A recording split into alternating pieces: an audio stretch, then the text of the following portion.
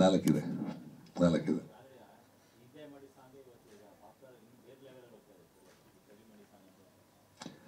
ಚೆನ್ನಾಗಿದೆ ಆ್ಯಕ್ಚುಲಿ.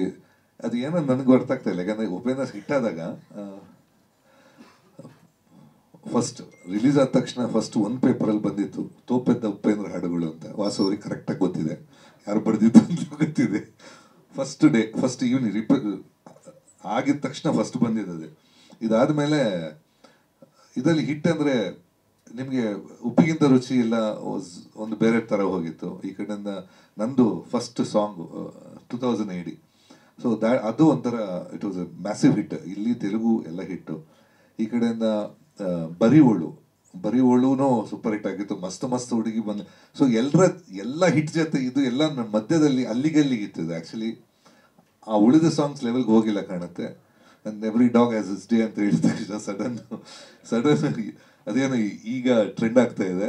ಒಂದು ಖುಷಿ ಅದು ಏನಂತ ಗೊತ್ತಿಲ್ಲ. ಆಮೇಲೆ ಮುಂಚೆ ಇದೇ ಥರ ಅಂದರೆ ನಾವು ಹೋಗುವಾಗಲೇ ಒಂದು ಪಿಕ್ಚರ್ ಒಂದು ಸಾಂಗ್ ಹಿಟ್ ಆಯಿತು ಅಂದ ಕೂಡಲೇ ನಮಗೆ ಗಣೇಶ ಫೆಸ್ಟಿವಲ್ಲು ಅಥವಾ ಕನ್ನಡ ರಾಜ್ಯೋತ್ಸವ ಅಲ್ಲಲ್ಲಿ ವೇದಿಕೆ ಅಲ್ಲಲ್ಲಿ ಸಾಂಗು. ಆಮೇಲೆ ಯಾವುದೋ ಈ ಕಾರ್ ಫುಲ್ ಓಪನ್ ಮಾಡಿ ಫುಲ್ ಸೌಂಡ್ ಹಾಕಿ ತಿರುಗೋರು ಆಟೋದಲ್ಲಿ.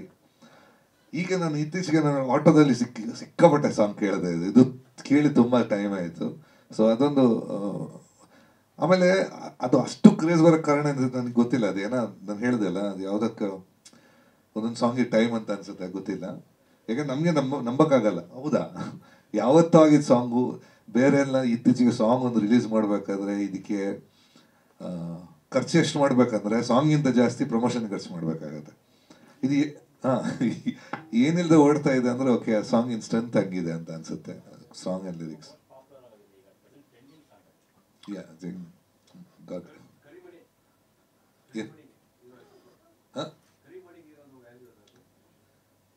ಕರಿಮಣಿಗೆ ವ್ಯಾಲ್ಯೂ ಇದೆಯನ್ನ? Okay good. ಯಾಕೆಂದ್ರೆ ಒಂದು ಟೈಮಲ್ಲಿ ಕರಿಮಣಿ ಅಂತ ಕಿತ್ತೋಗಿಯೋದು ಅಂದರೆ ಅದನ್ನು ಆ ಸೀನಲ್ಲಿ ಎಷ್ಟು ಡ್ರಾಮಾ ಇರುತ್ತೆ ಅಂದರೆ ಈಗ ಏನಿಲ್ಲ, ಡ್ರೆಸ್ಸಿಗೆ ಸೂಟ್ ಆಗದಿದ್ದು ತೆಗೆದಾಕ್ತಾರೆ ಅವರೇ ಮುಂಚೆ. ಸೊ ಆ ವ್ಯಾಲ್ಯೂ ಹಳೆ ಕರಿಮಣಿಗಿದ್ದಷ್ಟು ವ್ಯಾಲ್ಯೂ ಇವತ್ತಿದೆ ಅಂತ ಗೊತ್ತಿಲ್ಲ ನಂಗೆ ಗೊತ್ತಿಲ್ಲ. ಯಾಕಂದರೆ ಈಗೆಲ್ಲ ಒಂದು 3-4 ಕರಿಮಣಿ ಇರುತ್ತೆ ಕಾಂಬಿನೇಷನ್ ಒಂದೊಂದು ಡ್ರೆಸ್ಸಿಗೆ ಅಂತ ಇರುತ್ತೆ. So it's become A fashion ಬಿಟ್ಟು ಆ ಸೆಂಟಿಮೆಂಟ್. ಮುಂಚೆ ಎಲ್ಲ ಒಂದು ಕರಿಮಣಿ ಕಿತ್ತೋಗಿದಂದರೆ ಅದು ಹೆವಿ ಡ್ರಾಮಾ ಇರುತ್ತೆ ಒಂದು ಪಿಕ್ಚರಲ್ಲಿ. ಸೊ ಹಂಗೆ ಅಂತ ಅದಕ್ಕೆ ಅಷ್ಟು ವ್ಯಾಲ್ಯೂ ಇತ್ತು. ಈಗ ಇದೆಯಾ ಗೊತ್ತಿಲ್ಲ ನನಗೆ. ಬಟ್ ಈಗ ಸಡನ್ ಕರಿಮಣಿಗೆ ವ್ಯಾಲ್ಯೂ ಬಂದಿದೆ.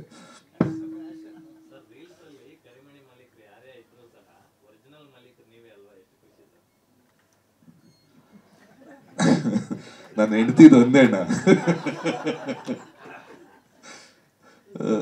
ಅಲ್ಲ. ಒಂದು ಎನಿಥಿಂಗ್ ನಮ್ಮ ಕೆಲಸಕ್ಕೆ ಯಾವುದೊಂದು ಕೆಲಸಕ್ಕೆ ಒಂದು ಬೆಲೆ ಬಂದಾಗ ಅಥವಾ ಕೆಲಸದ ಬಗ್ಗೆ ಯಾರಾದ್ರು ಮಾತಾಡುವಾಗ ಡೆಫಿನೆಟ್ ಆ ಒಂದು ಖುಷಿ ಇದೆ ಆಗತ್ತೆ. ಐ ಥಿಂಕ್ ಸ್ವಲ್ಪ ನಾನು ಆ್ಯಕ್ಚುಲಿ ಈಗ ರಿಲೀಸ್ ಯಾವುದಿಲ್ಲ 4 ವರ್ಷದ ಐ ಥಿಂಕ್ ಎಲ್ಲ ಪಿಕ್ಚರ್ ತಗೊಂಡಿದ್ದು ನಾನು ಕೊರೋನಾ ಮುಂಚೆ ತಗೊಂಡಿದ್ದು. ಇದು ಒಂದೇ ಕೊರೋನಾ ನಂತರ ಆಫ್ಟರ್ 3 ಇಯರ್ಸ್ ಇದು ಒಂದೇ ತಗೊಂಡಿದ್ದೀನಿ. ಕೆಲವು ರಿಲೀಸ್ ಆಗ್ತಾ ಇದೆ. ಈಗ ಇನ್ನೊಂದು ಬುದ್ಧಿವಂತ 2 ಬರಬೇಕು ರಿಲೀಸಿಗೆ. ಅದ್ರದ್ದು ಸಾಂಗ್ ರಿಲೀಸ್ ಆಗಿಲ್ಲ. ಅದೊಂದು ಪೆಂಡಿಂಗ್. ಅಂದರೆ 4-5 ವರ್ಷ ಆಯಿತು ಪಿಕ್ಚರ್ ಮಾಡಿ. ಸೊ ಈಗ ನನ್ನ ಲೆಕ್ಕದಲ್ಲಿ ನನಗೆ ಹೆಂಗೆ ಅಂದರೆ ಖುಷಿಗೆ ಕೆಲಸ ಮಾಡೋಣ ಅಂತ. ನಂಬರಿಗೆ ಕೆಲಸ ಮಾಡೋದು ಮುಗೀತು, ಇನ್ನೆಷ್ಟು ನಂಬರ್ ಮಾಡಿ ಏನು ಪ್ರಯೋಜನ ಇಲ್ಲ. ಸೊ ಖುಷಿಗೆ ಮಾಡೋಣ ಅಂತ ಈ ತಂಡ ಒಂಥರ ಖುಷಿ ಇದೆ. ಸ್ವಲ್ಪ ಟಾರ್ಚರ್ ಕೊಡ್ತಾರೆ ಡೈರೆಕ್ಟ್ರು. ಯಾವುದು?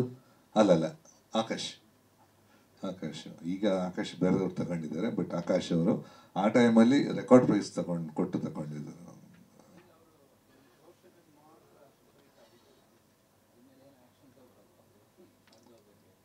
ಇಲ್ಲ, ಇನ್ಸ್ಟಾದಲ್ಲಿ ನನಗಿಲ್ಲ ಕಾಣುತ್ತೆ. ಬಟ್ ನೀವು ಯೂಟ್ಯೂಬ್ ಅಥವಾ ಯಾವುದೋ ಸೋಷಿಯಲ್ ಮೀಡಿಯಾದಲ್ಲಿ ಇದ್ದರೆ ಡೆಫಿನೆಟ್ ಅದರ ಶೇರ್ ಹೋಗಬೇಕು. ಆಡಿಯೋ ಕಂಪನಿಗೆ ಹೋಗುತ್ತೆ, ಇವತ್ತಿಗೆ ಹೋಗುತ್ತೆ. ಎಲ್ಲ ಆಡಿಯೋ ಎಲ್ಲೆಲ್ಲಿ ಯೂಸ್ ಮಾಡಿದ್ದಾರೆ ಅದು ಮಟ್ಟ ಅವ್ರು ನಂಗೆ ಗೊತ್ತಿಲ್ಲ. ಯಾಕಂದ್ರೆ ಅವ್ರು ಕೇಸ್ ಹಾಕ್ಬೋದು, ನನಗೆ ಅದರ ಟೋಟಲ್ ಡೀಟೇಲಿಂಗ್ ಗೊತ್ತಿಲ್ಲ. ಬಟ್ ಸೂ ಮಾಡಿದ್ರೆ ಡೆಫಿನೆಟ್ ಆಗಿ ಅವ್ರಿಗೆ ಬರಲೇಬೇಕು, ಶೇರ್ ಬರಬೇಕು. ಯಾಕಂದರೆ ದಟ್ಸ್ ಅ ರೆಗ್ಯುಲರ್ ಕಾಪಿರೈಟ್ ಲಾ. ಅಲ್ಲ, ಇನ್ಸ್ಟಾ ಬರೆದಿದ್ರು. ಇನ್ಸ್ಟಾದಲ್ಲಿ ಕಾಪಿರೈಟ್ ಅಂತ ಬರಲ್ಲ. ಯಾಕಂದರೆ ಒರಿಜಿನಲ್ ಓನರ್ಸ್ ಅಂತ ಇರುತ್ತೆ. ಈಗ ಈ ಸಾಂಗು ಯಾರಿಗೋ ದುಡ್ಡು ಹೋಗ್ತಾ ಇರುತ್ತೆ, ಅದನ್ನು ಫಸ್ಟ್ ಹಾಕಿದವನಿಗೆ ಹೋಗುತ್ತೆ. ಸೊ ಇದೆ ಅಂದರೆ ಪೇಮೆಂಟ್ಸ್ ಅದರಲ್ಲಿ ಇರುತ್ತೆ, ಇನ್ಸ್ಟಾದಲ್ಲಿ ಫೇಸ್ಬುಕ್ಸಲ್ಲಿ ಇರುತ್ತೆ. ಬಟ್ ಯಾರು ಒರಿಜಿನಲ್ ಓನರ್ ಅಂತ ಅದನ್ನು ಕ್ಲೇಮ್ ಮಾಡಿದ್ರೆ ಮಾತ್ರ ಹೋಗೋದು, ಇಲ್ಲ ಅವರಿಗೆ ಒರಿಜಿನಲ್ ಓನರ್ ಸಿಗಲ್ಲ. ಇದರಲ್ಲಿ I think Jhankar is taking care of it ಕಾಣುತ್ತೆ. So I think they know the law better.